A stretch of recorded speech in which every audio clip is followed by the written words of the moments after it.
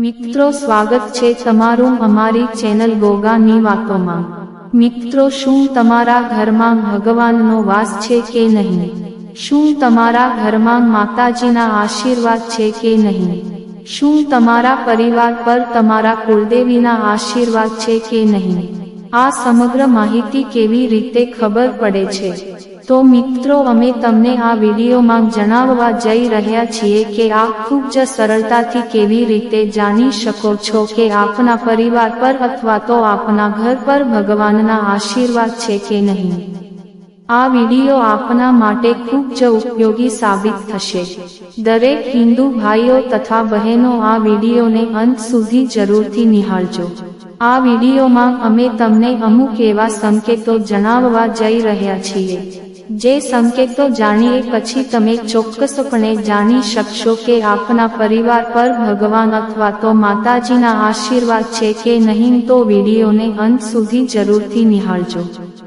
અમે તમને આ વિડીયોમાં 15 સંકેતો જણાવવા જઈ રહ્યા છીએ જે સંકેતો આપને જણાવશે કે આપના પરિવાર પર અથવા તો આપના ઘર પર ભગવાનના આશીર્વાદ રહેલા છે કે નહીં। સંકેતોની વાત કરીએ। 1 મિત્રો, જ્યારે પણ તમે તમારા ઘરમાં રહેલા મંદિરમાં અગરબત્તી પૂજા અને દીવો કરો છો ત્યારે અગરબત્તીની સુગંધ જો તમારા આખા ઘરમાં પ્રસરી થતી હોય તો તે એક સંકેત છે કે ભગવાનના આશીર્વાદ આપના ઘર પર બનેલા છે। 2 જ્યારે પણ તમે તમારા ઘરમાં પ્રવેશ કરો છો ત્યારે તમને એક શાંતિનો અનુભવ થાય છે। જ્યારે તમે બહારથી ઘરના રૂમમાં પ્રવેશ કરો છો ત્યારે તમને અકલ્પનીય શાંતિનો અનુભવ થાય છે। તે પણ એક સંકેત છે કે આપના ઘરમાં પોઝિટિવ શક્તિનો વાસ રહેલો છે અને આપના ઘરમાં માતાજીના આશીર્વાદ બનેલા છે। 3 દીવાની જ્યોત લાંબા સમય સુધી ચાલતી રહે છે તો પણ સમજવું કે તમારા ઘરમાં ભગવાનનો વાસ રહેલો છે। જ્યારે પણ તમે મંદિરની અંદર પૂજા કરો છો, અગરબત્તી કરો છો અને પ્રગટાવેલ દીવાની જ્યોત ખૂબ જ લાંબા સમય સુધી ચાલી રહે છે તો સમજવું કે તમારા ઘર ઉપર ભગવાનના આશીર્વાદ બનેલા છે। 4 જો તમે રાત્રે સૂતા હોય અને અડધી રાત્રે નીંદર ઉડી જાય છે અને આ નીંદર ઉડવાનો સમયગાળો 2 થી 5 વાગ્યા વચ્ચેનો છે તો પણ તે એક સારો સંકેત છે કે આપના પરિવાર ઉપર ભગવાનના આશીર્વાદ બનેલા છે। 2 થી 4 વાગ્યાનો સમયગાળોને બ્રહ્મ મુહૂર્ત તરીકે ઓળખવામાં આવે છે। આ બ્રહ્મ મુહૂર્તમાં નીંદર ઉડવું ખૂબ જ શુભ માનવામાં આવે છે। 5 જો તમારા ઘરના આંગણે રાખેલો તુલસીનો છોડ ખૂબ જ મોટા પત્રવાળો છે એટલે કે તુલસીના છોડના પાન એકદમ ખીલેલા અને મોટા પાન છે તો તે એક સંકેત છે કે તમારા ઘરમાં પોઝિટિવ શક્તિનો વાસ રહેલો છે। સાથે જ તે છોડ હંમેશા લીલો રહે છે તો પણ સંકેત છે કે આપના ઘરમાં માતાજીના આશીર્વાદ રહેલા છે। કારણ કે તુલસીનો છોડ હંમેશા લીલો ત્યાં જ રહે છે કે જ્યાં ભગવાન અને આશીર્વાદ હોય અને પોઝિટિવ શક્તિનો વાસ હોય, નહીંતર ગમે તેટલું પાણી પાવા છતાં પણ તે છોડ સુકાયેલો રહે છે। 6 ઘરના મુખ્ય આંગણામાં કોઈ પણ પ્રકારના બીજ કે કોઈ પણ પ્રકારની માવજત વગર અચાનક જ તુલસીના છોડ ઉગવા લાગે છે તો તે ખૂબ જ શુભ માનવામાં આવે છે। આવા મકાનમાં અથવા તો આવા આંગણામાં કુદરતી રીતે ભગવાનના આશીર્વાદ બનેલા હોય છે। 7 ઘરની દિવાલમાં 3 ગરોળીનું એકસાથે બતાવવું પણ ખૂબ જ શુભ સંકેત છે। આવા સંકેતથી શાસ્ત્રો પ્રમાણે એવું માનવામાં આવે છે કે તે ઘરમાં લક્ષ્મીજીના આશીર્વાદ બનેલા છે।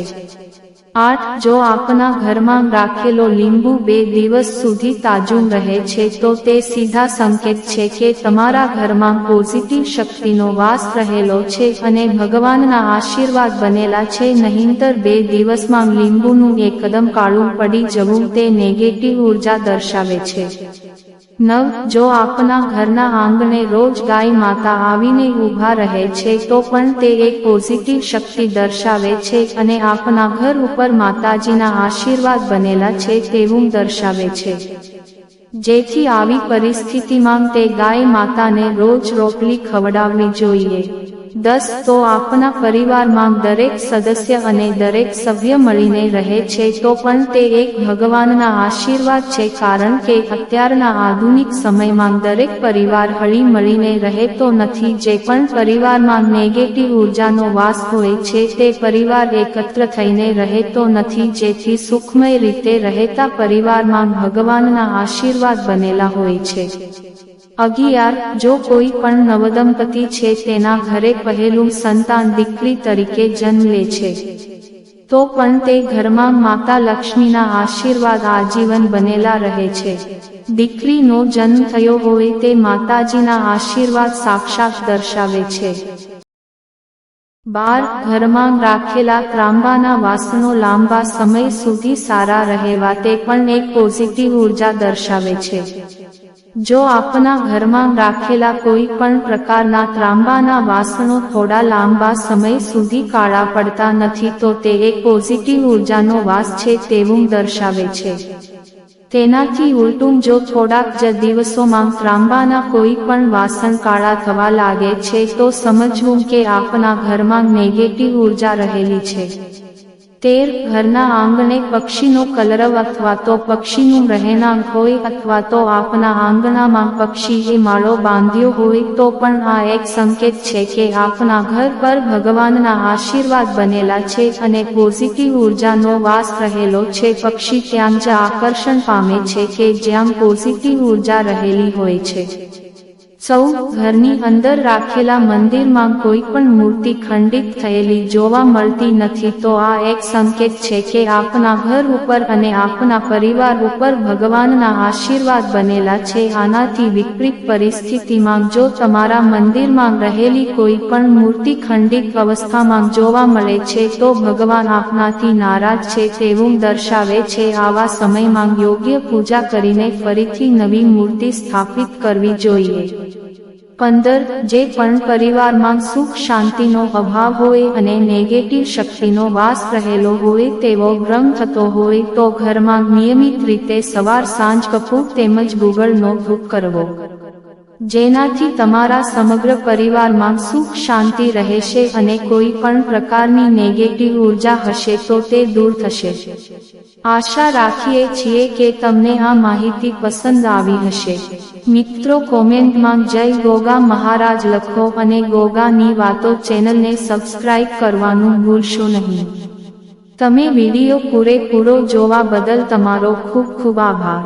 જય લક્ષ્મી માં.